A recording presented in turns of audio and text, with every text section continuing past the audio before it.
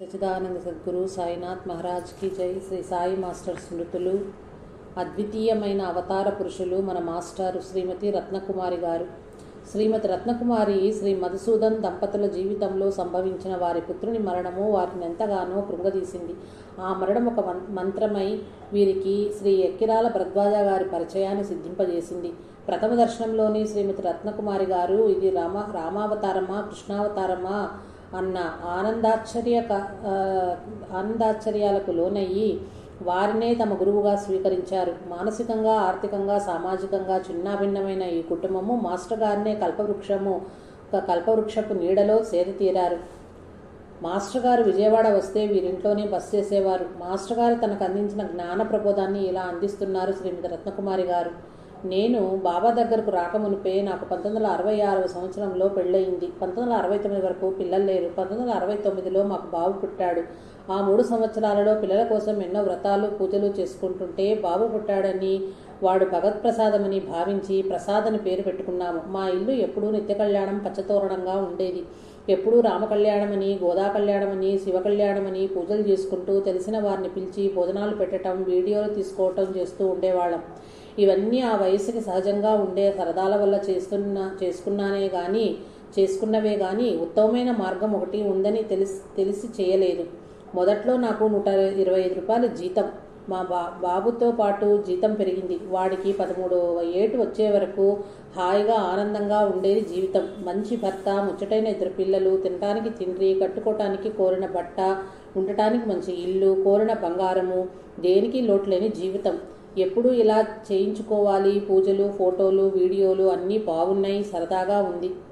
ఇలాగే చేయించుకోవాలి అని కోరుకునేదాన్ని, ప్రార్థించేదాన్ని. యద్భావం తద్భవతి అన్నట్టుగా అలాగే జరిగిపోతూ ఉన్నది జీవితం. పవిత్రమైన జీవిత విధానాన్ని అలవాటు చేశారు మా తల్లిదండ్రులు. పెళ్ళయి ఇక్కడికి వచ్చిన తర్వాత ఇలా చేస్తే మంచిది, అలా చేస్తే మంచిది అని సహకరించే మంచి హృదయం కల భర్త. జీవితం హాయిగా ఆనందంగా సాగిపోతూ ఉన్నది. బాబుకి 13 సంవత్సరాల వయసులో స్కూల్లో ఉన్నవాణ్ణి ప్రక్క పిల్లవాడు రా ప్రసాద్ ఆడుకుందామని పిలుచుకెళ్లాడు. పైన ఆడుకుంటున్న పిల్లవాడు పై అంతస్తు నుంచి కింద పడిపోయాడని కబురు వచ్చి వెళ్లేసరికి అంతా అయిపోయింది. భగవత్ప్రసాదంగా భావించి అల్లారుముద్దుగా పెంచుకుంటున్న పిల్లవాడిని అర్ధాంతరంగా తీసుకెళ్లిపోయావా? ఇచ్చిన ప్రసాదాన్ని తిరిగి తీసేసుకున్నావా? పుట్టినప్పటి నుండి ఒక్కరోజు కూడా విడిగా ఉంచి ఎరగను. స్కూల్లో ఎక్స్కర్షన్కి వెళ్తామంటే మా మమ్మీ కూడా వస్తుందని చెప్పు, అలా వాళ్ళు ఒప్పుకుంటేనే వెళ్దామని అనేదాన్ని. అలాంటి నన్ను నేనేం తప్పు చేశానని నా బాబును నా నుండి దూరం చేశావు అని ఏడ్చాను. బాబు లేనిదే నేను బ్రతకనని మా వాళ్ళు మత్తు ఇంజక్షన్లు ఇచ్చారు. అట్లా ఏడ్చి 6 రోజులు స్పృహ లేకుండా పడిపోయాను. మాకు వెంకటేశ్వర స్వామి ఎలవేల్పు.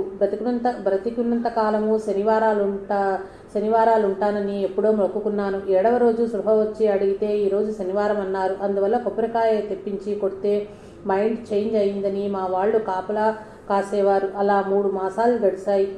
అప్పుడు పరిస్థితులలో అసలు భగవంతుడు ఉన్నాడా, లేకపోతే మా అమ్మ ఒక రాయిని చూపించి కృష్ణుడు పూజించు అని చెప్పిందా అని అడుగుతూ ఉండేదాన్ని.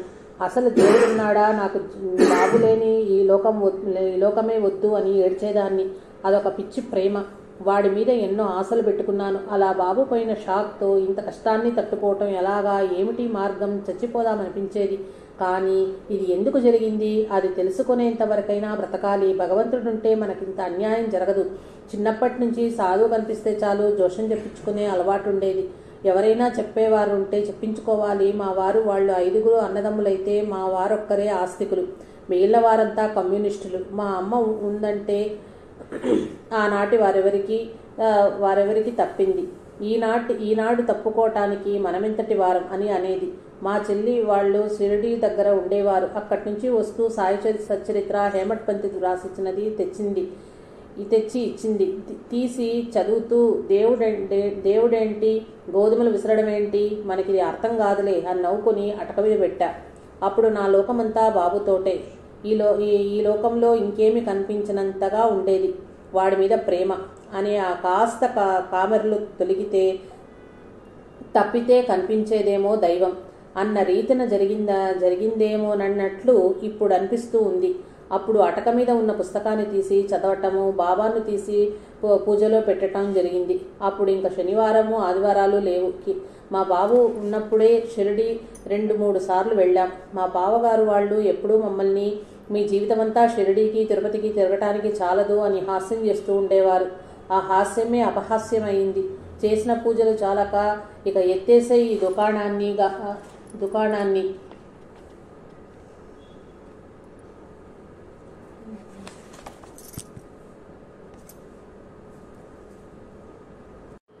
అని ఈయన పూజలు చేయటం మానేశారు. అటువంటి పరిస్థితుల్లో ఇంటి పక్కన వాళ్ళు వ్యాపార రీత్యా వేయించుకున్న బాబా క్యాలెండర్ ఇచ్చారు. అది గోడకు తగిలించి ఉంటే ఇంతవరకు నేను పూజించిన దేవుళ్ళు ఉన్నారో లేదో నాకు తెలీదు. నువ్వు దేవుడు అని విన్నాను. షిరిడి కూడా వచ్చాను. నా బాబు ఎందుకు ఇలా దూరమయ్యాడో చెప్పాలి, మీరు చెప్పాలి. అది ఎలా తెలియజేస్తారో నాకు తెలీదు అనుకున్నా. నేనే తప్పు చేయలేదు. నాకు జన్మలు ఉంటాయని కానీ కర్మబంధాలు ఉంటాయని కానీ తెలియదు. ఈ జన్మ దైవం ఇచ్చాడు అని అనుకోవటం తప్ప. మా అమ్మగారింట్లో ధర్మంగా బ్రతకమని చెప్పిన పంథాలో నాకు తెలిసినంత వరకు, చేతనైనంత వరకు ఒకళ్లకు హాని చేయకుండా ధర్మంగా బ్రతుకుతున్నప్పుడు నాకెందుకు ఇంత కష్టం వచ్చింది అని తీవ్రంగా ఏడుస్తున్న రోజుల్లో మా అమ్మకు ఎవరో భరద్వాజ గారు రాసిన సాయిలీలామృతం ఇచ్చారు. అది తెచ్చిచ్చి దాన్ని ప్రతిరోజు చదువుకో, ఎంతటి వారికైనా కర్మఫలం అనుభవించక తప్పదు. నేను ఈ గ్రంథాన్ని పారాయణం చేస్తే 11 సంవత్సరాలుగా పడుకోలేని నాకు ఆ బాధ పోయి ఇప్పుడు హాయిగా పడుకోగలుగుతున్నాను అని అంది. అప్పుడు బాబాకు చెప్పుకొని పారాయణం చేశాను. ఎవరో తెలియని ఒక ఆయన వచ్చి ఊది ఇచ్చారు. అది నీళ్లలో కలిపి తీర్థంగా తీసుకున్నాక క్రమక్రమంగా నా ఆరోగ్యం బాగోవటం మొదలయ్యింది. రామాయణ మహాభారతాలు రచించిన వాల్మీకాదులు ఇప్పుడు లేరు. కానీ నాకు ప్రశాంతత చేకూరుస్తున్న ఈ గ్రంథ రచయిత జీవించే ఉన్నారు. ఈ నెల చూడాలి, నన్ను తీసుకెళ్లే వాళ్ళెవరూ లేరు అని బాధపడ్డాను. సత్సంకల్పమైతే బాబా నెరవేరుస్తాడన్నది నిజం. అంతకుముందు అప్పుడప్పుడు స్టెర్లా కాలేజ్ దగ్గర ఉన్న మందిరానికి వెళ్ళేదాన్ని.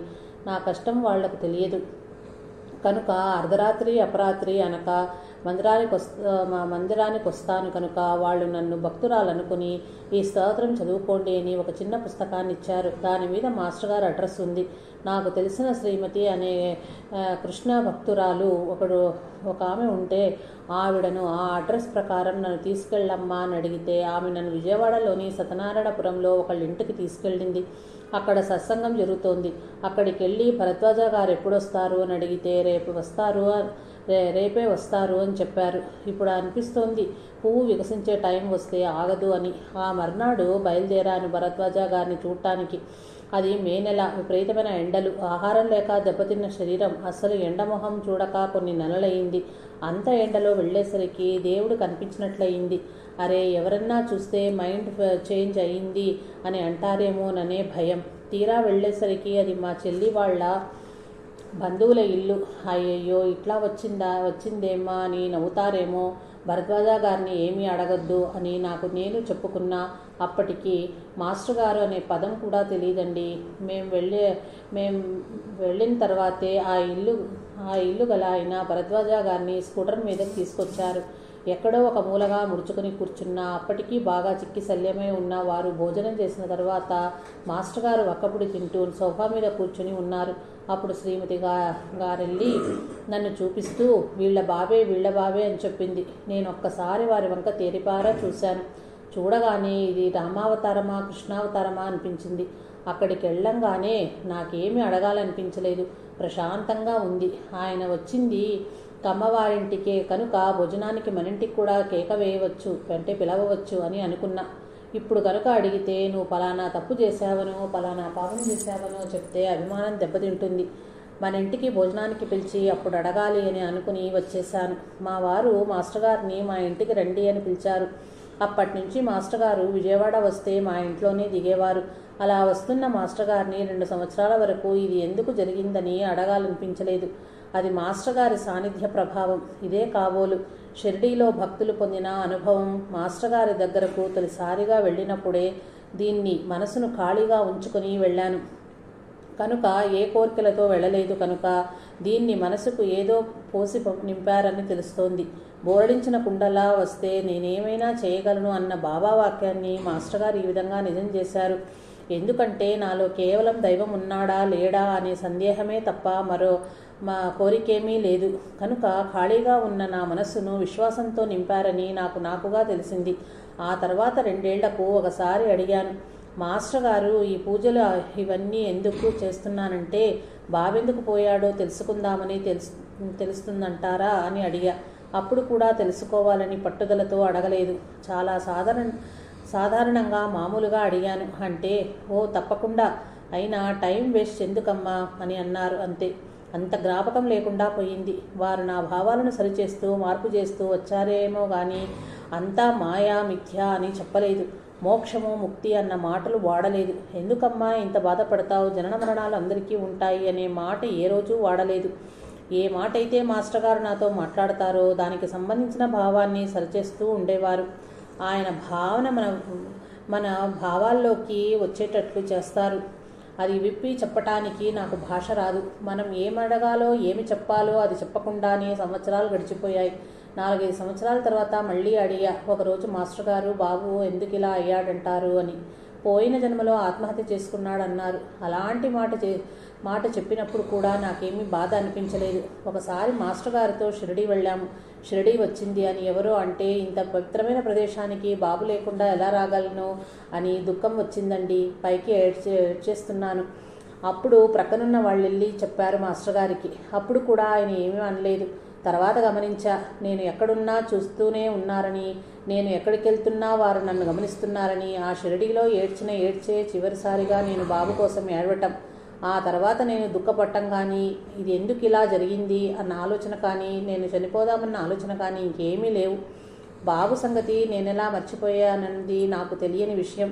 నాకు తెలిసిందల్లా మాస్టర్ గారు ఆ గమనికలతో నాలో ఏదో మార్పు తెచ్చారు. ఆ చూపుతోనే నా మనస్సులోని భావాలని సరిచేశారు. ఇది మాత్రం సుస్పష్టం. నేను ఏడ్చింది కూడా బాబు కోసం కాదు. అందరూ బాబా దగ్గర కూర్చుని ధ్యానం చేసుకుంటున్నారు. బాబు పోయినందువల్ల అటు ఐహికంగా కొరతగా ఉంది, ఇటు ఆధ్యాత్మికంగా ధ్యానం చేసుకోలేకపోతున్నాను. రెండింటికి చెడ్డాను. ఇంతేనా నా జీవితానికి ఓ పంథా ఏర్పరచుకోవాలనుకున్నానే కానీ ఇలా ఎందుకు పనికి రాకుండా పోతున్నది కదా నా జీవితం అని ఏడ్చాను. ఇంటికి వచ్చిన తర్వాత ఒక గురువారము, గురు పౌర్ణిమ నాడు నాకేమీ తెలియకుండా పోయింది. మాస్టర్ గారు వస్తే చెప్పాను, నాకేమైందో తెలియలేదు మాస్టర్ గారు, ఎక్కడికో వెళ్ళిపోయింది మనసు, ఏమైందో తెలియలేదు. నాకేమైంది అంటే చవి చూపించాడమ్మా అన్నారు. షిరిడీలో ఏడ్చిన నా ఏడుపు విన్నాడు. నా మొర ఆలకించాడు. నా గురువు ఎవరో చెప్పమన్నారు కనుక మాస్టర్ గారే నా గురువని చెప్పారు. అప్పటి నుంచి ఆయన్నే నా గురువుగా పెట్టుకున్నాను. అవి ఇప్పుడు నాకు చనిపోవాలని లేదు. ఎవరైనా అలా అంటే వారికి చెప్తానండి, అలా ఎప్పుడూ అనుకోకూడదని.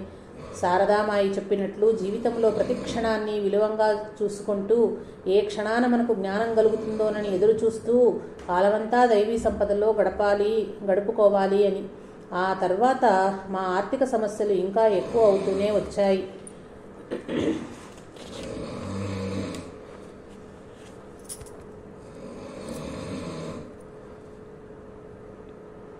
మా వారి భావన కూడా క్రమంగా మారి బాబా వైపు మొగ్గింది.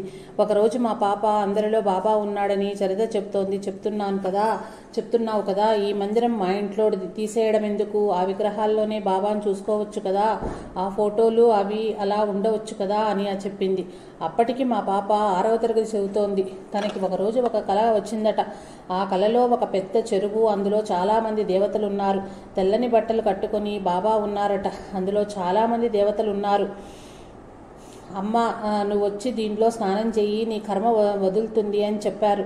తను వెళ్ళి మునిగి లేవగానే ఆ దేవతలంతా ఒక్కొక్కళ్ళుగా ఆయనలోకి వెళ్ళిపోతున్నారట. మాస్టర్ గారి రూపాన్ని ఏమని వర్ణించగలను, చూసిన కొద్దీ చూడబుద్దేస్తుంది.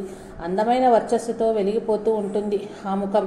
విశాలమైన నుదురు, కోటేరు లాంటి ముక్కు, ఎంతో ప్రీతికపాత్రమైన రూపము. మాస్టర్ గారిని చూసినందువల్ల బాబాను చూడలేదన్న బాధ లేదు. ఒక్కసారి చూచిన వారు ఎవరూ మర్చిపోలేరు. పాదాలు ఎప్పుడూ తాకి నమస్కరిస్తూ ఎప్పటికప్పుడు కొత్తగా మృదువుగా ఉండేవి. సహజంగా నాకు కోరికలు ఎక్కువ, ఎప్పుడూ చంచలంగా ఉంటుంది మనసు. కానీ మాస్టర్ గారి సాన్నిధ్యంలో ఎంతో నిశ్చలంగా, నిర్మలంగా, ప్రశాంతంగా ఉండేది. అలా ఉండగలిగేదంటే మాస్టర్ గారి సాన్నిధ్యము ఎంత పవర్ఫుల్లో ఆలోచించండి. నాకేం కావాలో అది వాళ్లే చుచ్చుకుంటారు మాస్టర్ గారు, బాబా. అన్న విశ్వాసం జీవితం పొడుగునా నిలుపుకోగలిగితే చాలు, మన జీవితాలు ధన్యమవుతాయి. మాస్టర్ గారు చాలా స్పీడుగా నడుస్తారు. అలాంటిది నేను ఆయనతో నడవలేక నడుస్తూ మాస్టర్ గారు బ్రాహ్మలకేనంటారా ఇంతగా మంచి జరిగేది అని అంటే, ఏమ్మా అలా అన్నారు. చివటమ్మ గారెవరు, పిచ్చమ్మ గారెవరు అని అన్నారు. అలా ప్రతిదానికి ఎంతో సౌమ్యంగా విసుగు లేకుండా చెప్పేవారు. విజయవాడకు మాస్టర్ గారు తరచుగా వస్తున్న రోజులవి. విజయవాడ మీదుగా ఎటువైపు వెళ్ళినా మన ఇంట్లో దిగటం కానీ, లేకపోతే రామారావు భోజనం తీసుకుని రమ్మని కానీ ఫోన్ చేసేవాడు. అలా ఎంతో సంతోషంగా భోజనం తీసుకెళ్లేవాళ్ళం. ఆయన తిన్న ఆకుని పవిత్రంగా మడిచి ఇంటికి తెచ్చుకుని ఆ ప్రసాదాన్ని తినేవాళ్ళం. ఆయనంటే అంతటి గురుభావం ఏర్పడటానికి మాస్టర్ గారు మాకేం చేశారన్నది లీలామృతంలో బాబా ఎంతమందికి ఏం చేశారో మాస్టర్ గారు కూడా మాకదే చేశారన్నది నెమ్మదిగా అవగాహనానికి రావటమే కారణం. మాస్టర్ గారిని చూడకుండా ఉండలేము. ప్రతి 15 రోజులకు మాస్టర్ గారిని చూడాలని, ప్రతి నెలా షిరిడీని దర్శించాలని ఉండేది. షిరిడీకి వెళ్లకుండా ఉండలేననిపించేది. అదే మాట మాస్టర్ గారితో అంటే, ఏమ్మా ఎక్కడున్నా ఆయన ఇచ్చిన పనిగా భావించి చేసుకుపోవటమే ఆయనకి ఇష్టం అన్నారు. అంతే, ఇంకా షిరిడీ వెళ్లాలన్న భావన సమసిపోయింది. అట్లా ఒక్కొక్క మాటతో నా భావనలో మార్పు తెచ్చేవారు. ఈ పాత్రని కడిగేస్తూ వచ్చారు. ఇట్లా జరుగుతూ ఉండగా ఈయన బయటకెళ్ళి బిజినెస్ చూసుకోపోవటము, పట్టించుకోకపోవటము వల్ల బిజినెస్ దెబ్బతినింది. మా ఆర్థిక పరిస్థితి చిన్నాభిన్నం అయిపోయింది. బాబా దగ్గరికి వచ్చిన తర్వాతనే వీళ్ళిలా అయిపోతున్నారా అని అందరూ తిట్టారు. ఈయన ముస్లింను ఇంట్లో పెట్టుకుని పూజలు చేస్తున్నారు కాబట్టే ఇలా అయింది అని మా అత్తగారి వైపు వారు మా చేతి ప్రసాదాన్ని తినకపోవటము, మా ఇంటికి రాకపోవటము, మా పుట్టింట్లో కూడా అలజడి లేవటం జరిగింది. కానీ నా అదృష్టం ఏమంటే ఎవరేమన్నా మా వారి మనస్సు మాత్రము మారలేదు. ఆయన సహకరిస్తుంటే నాకేం భయం. ఒకసారి షిరిడీ వెళ్ళి వచ్చిన 20 రోజులకే మళ్ళీ షిరిడీ బయలుదేరాను. నాకు లోపల జంకుగానే ఉంది. బంధువులంతా నాకు బాబా పిచ్చి పట్టిందని అంటున్నారు. మాస్టర్ గారిని అడిగితే ఆయనకి ఇష్టమైనంత వరకు తప్పు కాదమ్మా అన్నారు.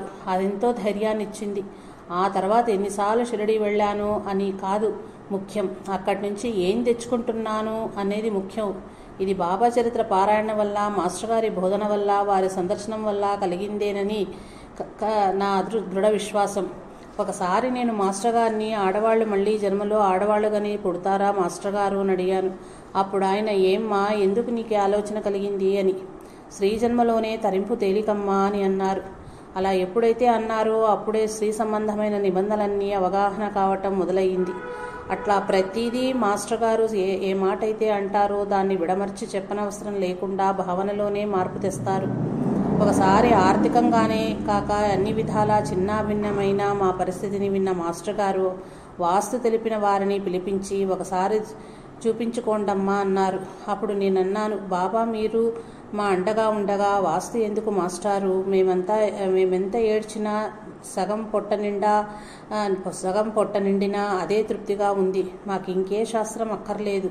అయినా బాబా దగ్గరకు వచ్చిన తర్వాత వాస్తు ఎందుకు మాస్టర్ గారు అంటే, ఇంటికి తాళం వేయకుండా వెళ్ళగలిగేంత వరకు వాస్తు కావాల్సిందే అన్నారు. అలా చూపించినప్పుడు వారు కొన్ని లోటుపాట్లు ఉన్నాయని చెప్పినా ఆ ఇల్లు మారాలని కానీ లేదా అది మా ఇల్లు కానీ మాకు అనిపించేది కాదు. అది మాస్టర్ గారు కూర్చున్న ప్రదేశం. రామిరెడ్డి తాతగారు వచ్చారు, అనసూయమాత వచ్చారు, అక్కలకోట స్వామి వారి పాదుకలు వచ్చాయి. సాయినాథునికి మాస్టర్ గారికి తేడా లేదు. మాస్టర్ గారు వస్తుంటే బాబానే వస్తున్నారనిపించేది. అందుకని అది బాబా ఇల్లు కానీ మాది కాదు. ఒకరోజు అన్నం వడ్డిస్తూ మాస్టర్ గారు, పోయిన జన్మలోనే షిరిడీలో మీ సాహచర్యంలో ఉండి ఉంటాము. అది ఈ జన్మలో బాబాపై నాకున్న ప్రేమ అనే కామెర్లు పోతే కానీ మీరు మళ్ళీ లభ్యం కాలేదు. కొండంత దేవుడికి కొండంత పత్రితో పూజించలేం కదా మాస్టరు అంటే, ఏమ్మా అంతా మీరే చెప్తున్నారు అని ఎంతో ప్రేమగా అన్నారు. ఆయన మాట్లాడే ప్రతి మాటలో ఎంతో ప్రేమాభిమానాలు తొణికిసలాడేవి. మాస్టర్ గారి ముందు మా భార్యాభర్తలం ఇద్దరము చిన్నపిల్లలా, చూడండి మాస్టర్ గారు ఎలా మాట్లాడుతున్నారు, ఎలా అబద్ధాలు చెప్తున్నారు, నాకు అబద్ధాలంటే ఇష్టం ఉండదని తెలిసి కూడా ఎట్టా అబద్ధం ఆడుతున్నారు అని నేనంటే, చూడండి మాస్టర్ గారు ఎలా మాట్లాడుతుందో, అన్నీ ఇలాగే చేస్తుంది అని ఆయనంటే, అహహా అని నవ్వుతూ, ఎందుకమ్మా ఆయన అలా వేధిస్తావు అని అనేవారు. తండ్రి దగ్గర కూడా కొంత వయసు వచ్చిన తర్వాత అంత స్వతంత్రంగా ఉండలేము, కానీ ఆయన దగ్గర మాకెంతో చనువు, ఆయనంటే ఎనలేని ప్రేమ. ఆయన వచ్చారంటే పండగ, వెళ్తున్నారంటే దిగులు. వెళ్లే రోజు అందరం ఏవేవో చేసి పెడుతుంటే ఏమ్మా ఆడపిల్లని సాగనంపినట్లు సాగనంపుతున్నారు అని అనేవారు. ఒకరోజు మా ఆడపడుచు వచ్చి కురుమద్దాల మాల పిచ్చమ్మ తల్లి దగ్గరికి వెళ్తున్నాను అని నన్ను కూడా తీసుకెళ్ళింది. సమాధి దగ్గర కొంతమంది అడిగారు ఎందుకిలా అయ్యారని. బాబు సంగతి విన్న తర్వాత అక్కడ కళ్ళు మూసుకొని కూర్చోమన్నారు ఒకరు. బాబు గురించే మీరు బాధపడుతున్నారు, మీ పాప గురించి ఆలోచించండి, పాపకు గండం ఉంది అన్నారు. అది నాకెంతటి షాక్. అసలే దెబ్బతిని ఉన్న మాకు అదెంత బాధాకరమైన విషయమో కదా. ఇవన్నీ ఎందుకు చెప్తున్నానంటే మాస్టర్ గారు ఎంతటా ఆయనోనని తెలిపేందుకు చెప్పే లీలలు ఇవన్నీ. పాప గురించి పిచ్చమ్మ తల్లి దగ్గర ఇలా చెప్పారు. మాస్టర్ గారు ఏం చేయమంటారు అనంటే పారాయణం చేయండమ్మా సరిపోతుంది అన్నారు. అసలు గురు సాంప్రదాయం అనేది ఒకటి ఉంది అని, కానీ ఇలాంటి వారు భూమి మీద ఉంటారని తెలియని, ఏ అవగాహన లేని మాలాంటి మూర్ఖులకి ప్రతిదీ ఆయన మా అవగాహనకు వచ్చేటట్టు చేశారు. మనం ఇంకిలా దుఃఖపడకూడదనుకుని చేతనైనంత వరకు మాస్టర్ గారి ఇష్టమైన పారాయణం చేయటము, స్టెల్లా కాలేజ్ దగ్గర మందిరంలో ప్రదక్షిణలు చేయటము చేసేదాన్ని. తుఫాన్ వచ్చినా, వర్షం వచ్చినా, ఇబ్బందులు వచ్చినా అంత దూరం వెళ్ళలేక ఎక్కడైనా బాబా ఉన్నాడని ఇంట్లోనే ప్రదక్షిణలు చేసుకుంటూ టైం ఎంతో కలిసి వస్తుందని ఇంట్లోనే చేసేదాన్ని. కానీ నా ఈ ప్రదక్షిణలు నీకు అందినట్లు నాకు తెలియాలి కదా, నీకు చేరినట్లు నాకు ఎవరి చేతనైనా చెప్పించండి అని బాబాను వేడుకున్నాను. అప్పుడు భూషణ్ రావు అని మాస్టర్ గారికి కూడా తెలిసిన ఆయన వచ్చి ప్రదక్షిణలు బాబాను ఏదో అడుగుతున్నావట, ఇలా చెయ్యి నా వెంట ప్రదక్షిణ అని 2 ప్రదక్షిణలు చేయించారు. ఓహో, ప్రదక్షిణలు బాబాకు చేరాయని సంతోషపడ్డాను. ఒకసారి మాస్టర్ గారిని అడిగాను, ఇలా ప్రదక్షిణలు చేస్తున్నాను మాస్టర్ గారు, ఆయనకు చేరతాయా అని అడిగాడు. ఓ తప్పకుండా అని అన్నారు. ఈయన అడిగారు, నేను పూజ మానేశాను కదా, ఇప్పుడు మళ్ళీ చేసుకోవాలని ఉంది, చేసుకోవచ్చా అని. ఓ చేసుకో అన్నారు. అప్పటి నుంచి అది పూజగా కాక సేవగా భావిస్తూ చేస్తున్నారు. ఒకసారి మాస్టర్ గారితో పాటు అయోధ్య వచ్చాడండి. ఆయన 12 సంవత్సరాల పాటు దత్తగడ్డ వెళ్ళి కొండ దిగకుండా ఉండి సాధన చేసుకోవాలని మహాత్ముల దర్శనం చేసుకుంటూ మాస్టర్ గారి దగ్గరకు వచ్చాడు. పడుకోవటానికి నేను మందిరంలో పడుకుంటానంటే అది మందిరమే, నాతో వచ్చేరా అని మా ఇంటికి తీసుకొచ్చారు. మహాత్ములు ఎక్కడ కూర్చుంటే అది మందిరమే కదా. నన్ను చూడగానే మిమ్మల్ని షిరిడిలో చూశాను, మీరు ఇక్కడున్నారేంటి అంటే, ఇది మనిల్లే రావయ్యా, నువ్వు మా పెద్ద కొడుకువి, నీకు పవిత్రంగా ఇంత భోజనం పెట్టుకునే అదృష్టం కలిగింది అని. మాస్టర్ గారు అయోధ్యకి ఏం పెట్టమంటారు అని అడిగితే, నాకేం పెడితే వాడికి అదే పెట్టు అని అన్నారు. ఆ తర్వాత అప్పుడప్పుడు అయోధ్య వస్తూ ఉండేవారు. ఒకసారి మాస్టర్ గారిని ఏ క్షేత్రాలను దర్శించాలండి అని అడిగితే, అవకాశం ఉన్నప్పుడల్లా షిరిడి, గాణగాపూర్ చాలమ్మా అని అన్నారు. మాస్టర్ గారు చెప్పినట్టు పారాయణం చేస్తుంటే అనసూయమాత, రామిరెడ్డి తాత, మాయి అమ్మ, నాపల్లి బాబా, నాగమునీంద్ర స్వామి, జిల్లెల్లముడి అమ్మ, వెంకయ్య స్వామి లాంటి వాళ్ళు దర్శనం లభించేది. ఒకసారి మాస్టర్ గారు, మీరు ఎందుకింత రిస్క్ పడుతున్నారు, మీకోసమైతే మీరొక గదిలో ధ్యానం చేసుకుంటే సరిపోతుంది కదా అని అంటే, ఇదే అసలైన పద్ధతమ్మా అన్నారు. ఈ విధంగా ఎన్నో ప్రశ్నలు అవి బాబా గురించి కానీ ఇంకేమైనా కానీ అడిగినా దానికో సమయం కావాలి అని అనకుండా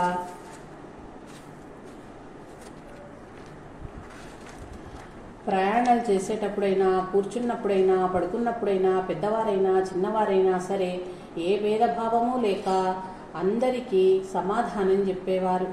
అవి అడిగిన వారందరికీ తృప్తికరంగా ఉండేవి. పాపకి 14 ఏళ్ళు వయసు అయినప్పుడు మా చుట్టాలు ఒకరు మా పాపను చేసుకుంటామన్నారు.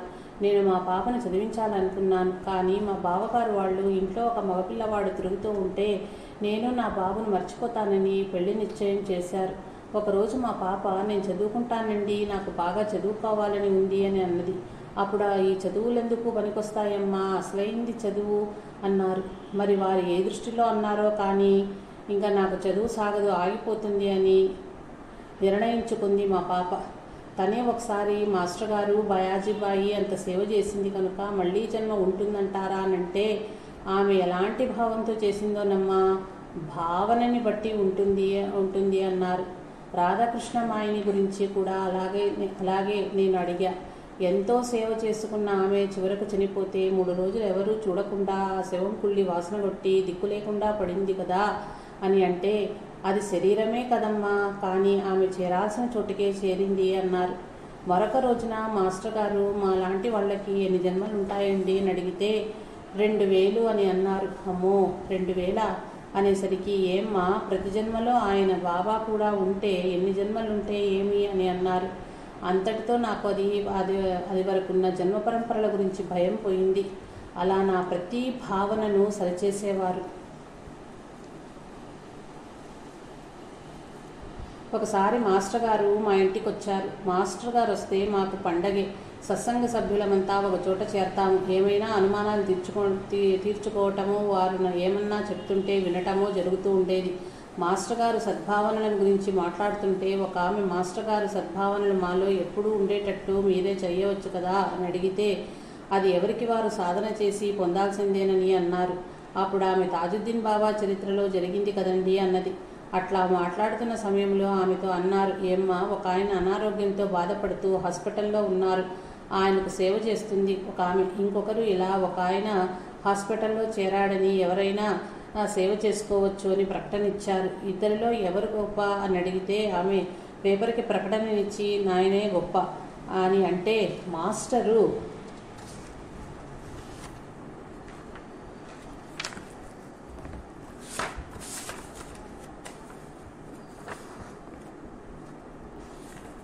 మాస్టర్ గారు ఏమిటా సమాధానం అన్నట్లు ఏంటమ్మా అని పెద్దగా కేక వేశారు.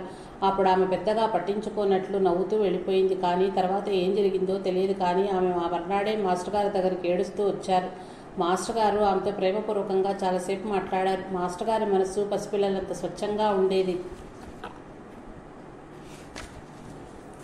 ఒకసారి మాణిక్య ప్రభువుకి మాంసాహారం పెడితే అవి పూలుగా మారింది కదా, మనం కూడా మాస్టర్ గారికి అలాగే పెడతామనిపించింది నాకు.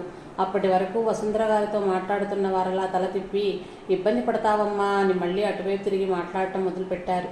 మనసులో ప్రశ్నలకు అడగకుండానే ఆయన సమాధానాలు చెప్పేవారు. ఒకసారి మాస్టర్ గారిని కొంచెం సాధన చేస్తున్న వాళ్లే నాకది జరిగింది, ఇది జరిగింది, నాకు బాబా కనిపిస్తున్నారని చెప్తుంటారు. మరి మీకు బాబా కనిపిస్తుంటారా అని అడిగాను. అప్పుడు ఆయన, బాబాని నేనెప్పుడు కనిపించమని అడగనమ్మా అని అన్నారు. వచ్చే జన్మలో కూడా మీరే మా గురువు కావాలి అని అడిగినా కూడా పారాయణం చేయండమ్మా అని అన్నారు. అట్లా పారాయణం చేయగా వచ్చిన అనుభవాలను డైరీలో రాయమన్నారు. ఒకసారి అట్లా నన్ను డైరీ రాయమంటే, మాస్టారు నేను చదువుకోలేదండి, నాకు ఏ శాస్త్రాలు రావు అన్నాను. అప్పుడు వారు, దానికి శాస్త్ర పరిజ్ఞానం అవసరం లేదమ్మా అని అన్నారు.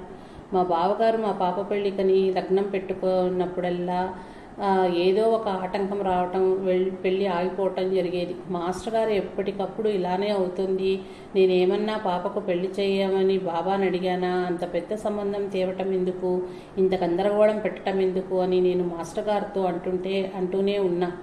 ఆయన నవ్వుతూ సమాధానం ఇస్తూనే ఉన్నారు. అలా 4 సంవత్సరాలు జరిగిపోయాయి. ఈ 4 సంవత్సరాలలో మా పరిస్థితి మరీ చిన్నాభిన్నమయ్యింది. పాపకు 18 సంవత్సరాలు వచ్చాయి. వాళ్ళు మన సంబంధం చేసుకుంటారో లేదో అనే మానసిక ఆందోళన. ఈ పిల్లలకు పెళ్లి చేయగలమా బాబా అని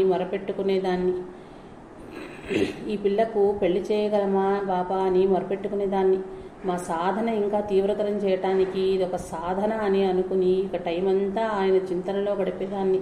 అంటే ఎక్కువగా పారాయణాలు చేయటము, ఎక్కువగా ప్రదక్షిణలు చేయటంలో 24 గంటలు సరిపోయేవి కాదు.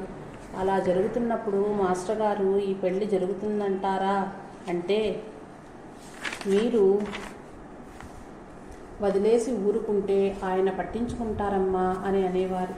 అట్లా 1989వ సంవత్సరంలో పాపకు 18 ఏళ్ల వయసులో ఆ పిల్లవాడితో పెళ్లి జరిగింది.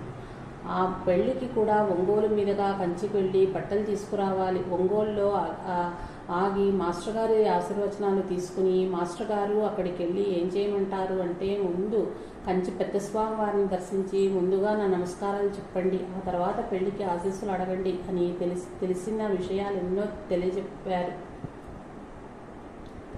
తెలియని ఎన్నో విషయాలను తెలియజెప్పారు. మా వియ్యంకుడు కూడా మాస్టర్ గారిని, అమ్మగారిని చూసి సాక్షాత్తు శివపార్వతులేనని ఎంతో సంతోషించారు. మాస్టర్ గారు చెప్పినట్లే చేశాం. అలా మాస్టర్ గారి ఆశీస్సుల వల్ల మా పనులు కూడా ఎంతో నిరాటంకంగా తృప్తిగా జరిగిపోయాయి. పాప పెళ్లికి ముందు మాస్టర్ గారిని ఆహ్వానిస్తే అట్లానే అంటూ ఉండేవారు. పెళ్లికి లగ్నం పెట్టుకుని ఆహ్వానిస్తే నేను వస్తే మీరు ఇబ్బంది పడతారమ్మా అని అన్నారు. ఆయన అట్లా అనేసరికి ఎందుకు మాస్టర్ గారిని అట్లా ఇబ్బంది పెడతావు, ఆయన్ని అట్లా ఉండనివ్వు, నన్ను ఇబ్బంది పెట్టి మాస్టర్ గారిని ఇబ్బంది పెడతావు అన్న భావంతో నన్ను విసుక్కున్నారు మా వారు.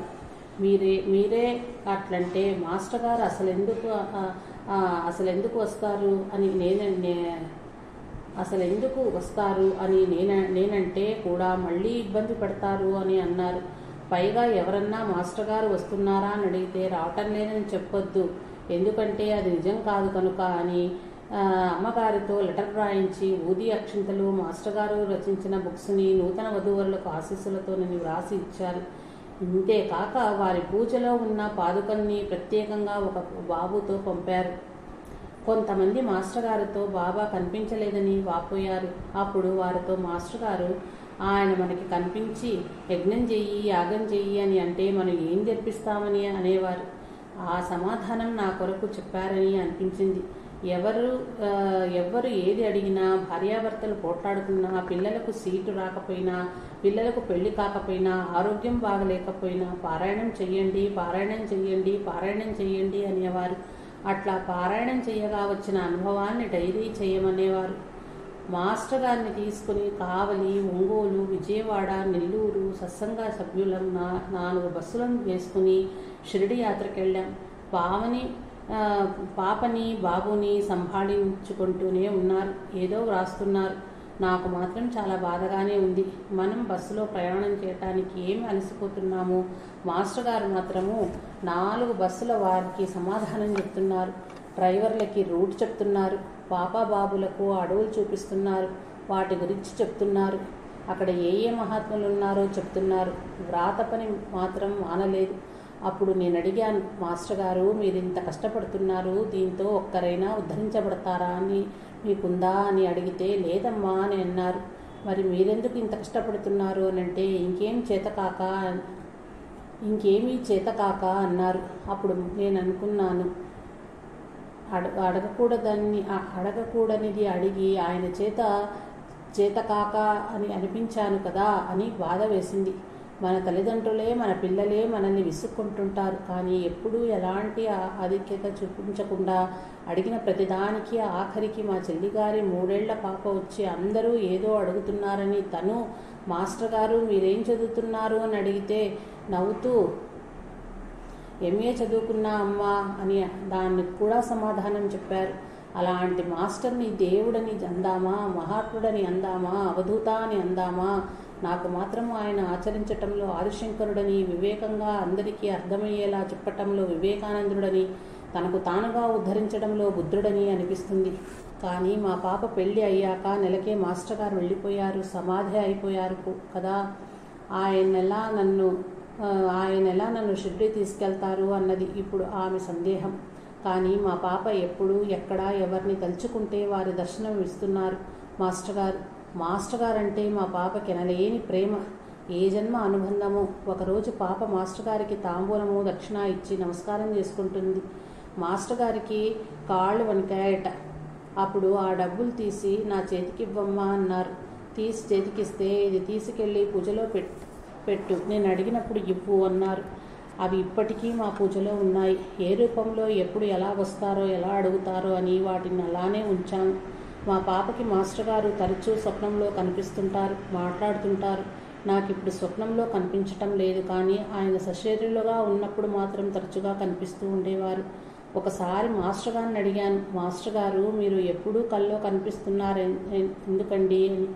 అప్పుడు ఆయన చెప్పారు, అభిమానం వల్ల అని. మా పాపకు ఒక పాప పుట్టింది. తర్వాత ఒక అబార్షణ అయ్యి బాధపడుతుంటే మాస్టర్ గారు కనిపించి ఈసారి మంచి బాబునిస్తానమ్మా అని 2 సార్లు చెప్పారు. ఆ తర్వాత గర్భిణి వచ్చింది. అప్పుడు పుట్టబోయే బాబు ఎలా ఉంటాడో కల్లో కనిపించేదట. బాబు పుట్టే ముందు 2 నెలలుగా ఉన్నప్పుడు విపరీతంగా మా పాపకు ఆటలమ్మ పోసింది. మేమందరం భయపడుతున్నాం. డాక్టర్స్తో సంప్రదించాం. ఇంత విపరీతంగా ఆటలమ్మ పోసింది కదా, లోపల బేబీకి ఏమన్నా అవుతుందేమోనని. అలాంటి టైంలో మా పాపకు మాస్టర్ గారు కనిపించి నీకేమీ కాదని అభయం ఇచ్చారట. నాకు మాత్రం మాయి అమ్మ కళ్ళలోకి వచ్చి ఆశీర్వదించారు. మాస్టర్ గారు అన్నారు, మనకేమీ కాదు అన్న ధైర్యం మాకుంది.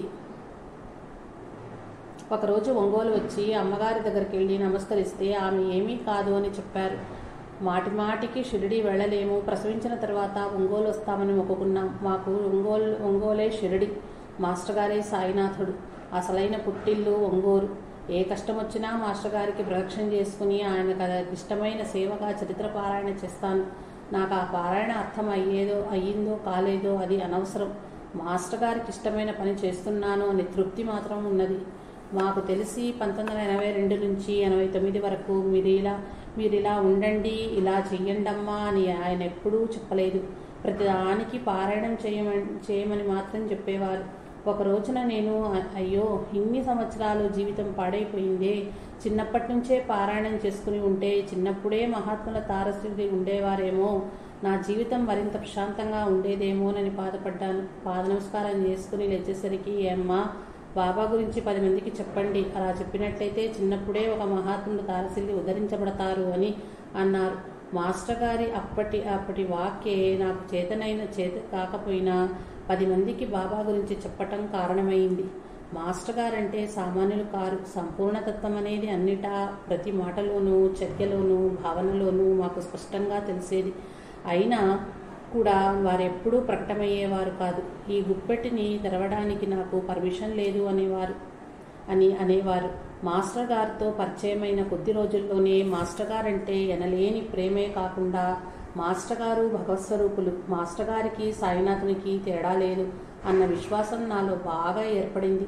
అందువల్ల మాస్టర్ గారిని మీ ఫోటో తీయించుకొని పూజలో పెట్టుకుంటానండి అని అన్నప్పుడు ఎలాంటి ఆటంకం లేకుండా ఒప్పుకున్నారు.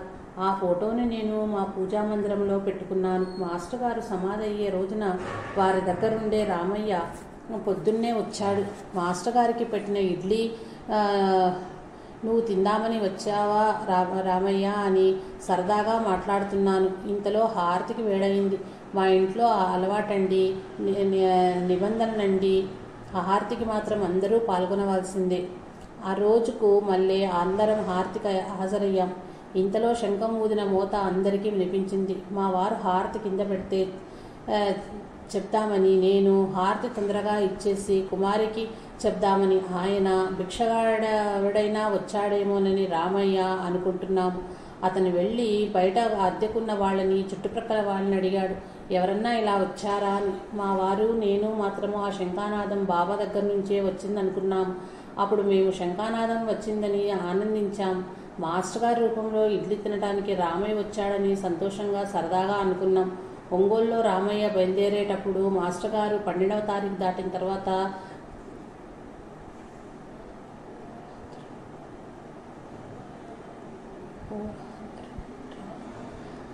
మాస్టర్ గారు 12వ తారీఖు దాటిన తర్వాత పోరాత్రట్రా అని అన్నారట. 14వ తారీఖున శ్రీరామనవమికి బుక్స్ అందాలి కదా మాస్టర్ గారు అన్నాడట రామయ్య. అప్పుడు కూడా ఎవరికీ అర్థం కాలేదు. అయోధ్య మా ఫోన్ నెంబరు తెలియక మాస్టర్ గారు సమాధి చెందిన సమాచారం అందచేయటం లేట్ అయ్యింది. మాకు ఉదయం 11 గంటలకు ఫోన్లో వార్త అందింది. ఆయన చెప్పింది నమ్మలేక నువ్వెవరు అని అడిగితే నేను అయోధ్య నుండి అని చెప్తే, అంతకుముందు మాస్టర్ గారు అయోధ్య గారిని మా ఇంటికి పంపటం వల్ల అప్పుడు నమ్మాను. బాగా ఏడుపొచ్చింది. నన్ను ఎటుగాకుండా చేశారు, నేను చావాలనుకుంటే చావకుండా చేశారు, ఈ సృష్టి ఏమిటి, పుట్టడం ఏమిటి, పోవటం ఏమిటి అని మీమాంసంలో ఉన్న నాకు ఏది స్పష్టంగా చెప్పకుండా వెళ్ళిపోయారు. ఎటు కాకుండా అయిపోయింది నా జీవితం అని ఏడుస్తున్నాను. మేము ఒంగోలు వెళ్ళేసరికి మధ్యాహ్నం 3 గంటలైంది. మాస్టర్ గారిని ఐస్గడ్డలు వేసి పడుకోబెట్టారు. వెళ్ళటమే ఆపుకోలేని దుఃఖం, ఏమీ చేయలేని నిస్సహాయత. ఎలాగో సమాధానపరుచుకుని ఆ రోజు రాత్రి, ఆ మరునాడు మేము అక్కడనే ఉన్నాము. మరో రోజు గురువారం 6 గంటలకు మాస్టర్ గారిని ఊరేగించారు. ఆ ఊరేగింపు సమయంలో మాస్టర్ గారితో ఉండి ప్రతి జన్మలో మీరు నాతో కూడా ఉండండి అని ఆయన్ని అర్థిస్తూ, మరో జన్మలో కూడా మీరు నాతో ఉండాలంటే ఏం చెయ్యాలి అని అంతకు ముందడిగినప్పుడు పారాయణ చెయ్యండి అని అన్నారు. నేను చదువుకొని అజ్ఞానిని, మీరే నాతో ఆ పారాయణం చేయించండి అని అనుకుంటూ ఊరేగింపుతో పాటు నేను కూడా తిరిగాను. చివరిసారిగా పాద నమస్కారం చేసుకుందామని ఆయన పాదాన్ని ఇలా పట్టుకుంటే ఆ పాదాలు ఎంతో మెత్తగా ఉన్నాయి. పసిపిల్లల పాదాలలాగా. బాబాను చూడలేదన్న లోటును మాస్టర్ గారు తీర్చారు మనందరికీ. మనం బాబా చరిత్రలో చదివిన లీలలన్నీ మాస్టర్ గారి దగ్గర చూచి ఉన్నాము. లీలామృతంలో ఉన్న లీలలన్నీ మాస్టర్ గారి వేనన్న భావన మనకొస్తుంది పారాయణం చేస్తుంటే. ఎంతోమంది నాకులాగా వారి బాబులను కోల్పోయి ఉండవచ్చు. కానీ ఈ జీవిత విధానం దొరకటం మా అదృష్టం. అది జీవితంలో ఒక అద్భుతంగా భావించుకుని బాబా దగ్గరకు చేరటానికి ఏం చెయ్యాలో అది చేతనైనంత వరకు చేసుకుంటూ పోతున్నాము. మా భార్యాభర్తలు నేను ఈ మార్గాన ఉండటానికి మావారు మా పాప ఎంతో సహకరించారు. అది లేకపోతే ముందు భావన చెదిరిపోతుంది. ఇలా సహకరించటానికి కూడా మాస్టర్ గారే వాళ్ళ మనస్సుల్లో దూరి సహకరింపజేశారు. మాస్టర్ గారే నాకు మిన్న. అట్లా అని బాబాను తక్కువ చేస్తున్నాను అనుకోవద్దు. మార్గం చూపించింది మాస్టర్, మన స్థాయికి దిగింది మాస్టర్. ఎంతోమంది అవధూతలు ఉండవచ్చు, కానీ వారి స్థాయిలో వారు మనకు తెలియకుండా చేస్తూ ఉండవచ్చు. కానీ మన సందేహాలను తీర్చే గురువు మన మాస్టర్. వారు ఎప్పుడూ అద్వితీయమైన అవతారమమ్మ సాయినాథుడు. అలాంటి అవతారం ఏ యుగంలో రాలేదని నొక్కి చెప్పేవారు. ఈనాడు నాకు మాస్టర్ గారు అద్వితీయమైన అవతారం. అలానే ఇక మాస్టర్ గారు లాంటి గురువు రారు అని నేను నొక్కి చెప్పగలను. మాస్టర్ గారు వచ్చే జన్మలో కూడా మీరు మా గురువే కావాలి అంటే పారాయణం చేయండమ్మా అనేవారు. అందువల్ల మనం పారాయణం చేసుకుంటే వారి మాట వారు దక్కించుకుంటారు. జై సాయి మాస్టర్.